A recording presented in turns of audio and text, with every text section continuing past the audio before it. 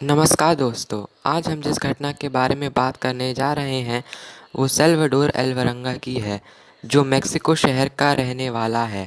Salvador एल्वरंगा एक मछुआरा है। रोज़ाना की तरह 17 नवंबर 2012 को सल्वाडोर एल्वरंगा अपने साथी कोर्डोगा के साथ समुद्र में मछली पकड़ने गया था।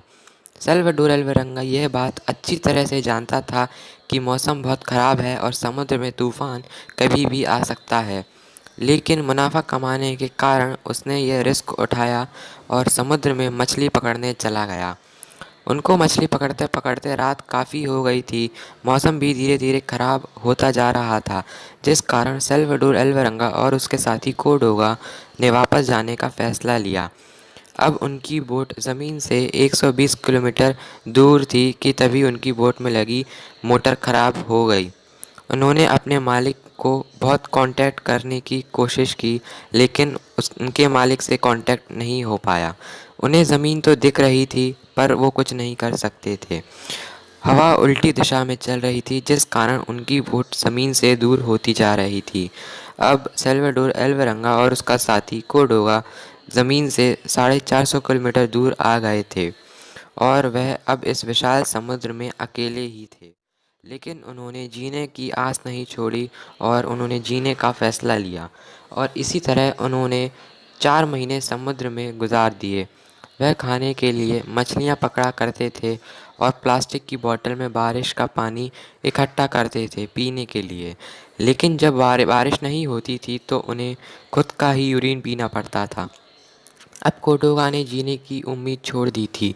उसने खाना पीना छोड़ दिया था और कुछ दिन बाद वो मर गया। अब इस विशाल समुद्र में सल्वाडोर एल्वरंगा अकेला ही बचा था।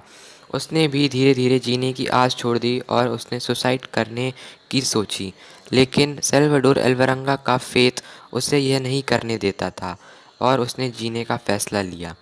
कुछ दिन और बीत गए और एक दिन सल्वाडोर एल्वरंगा को एक कार्गो शिप दिखा। उसने उस कार्गो शिप को देखकर बहुत आवाज़ लगाई, लेकिन शिप में से उसे किसी ने भी नहीं देखा और वह कार्गो शिप वहाँ से चला गया।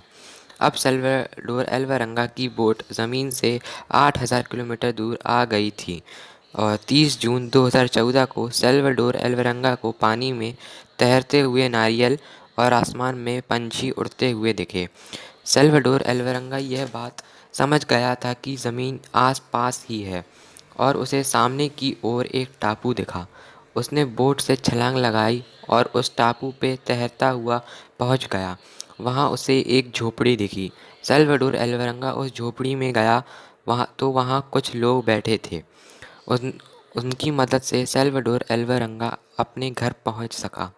सल्वाडोर एल्वरंगा ने इस घटना के बारे में खुद की एक किताब भी लिखी है, जो लोगों में बहुत लोकप्रिय है। आपको ये घटना कैसी लगी कमेंट सेक्शन में ज़रूर बताएं। और हाँ, अगर आप इस चैनल पर नए हैं तो please like and subscribe for our latest notifications. Thank you.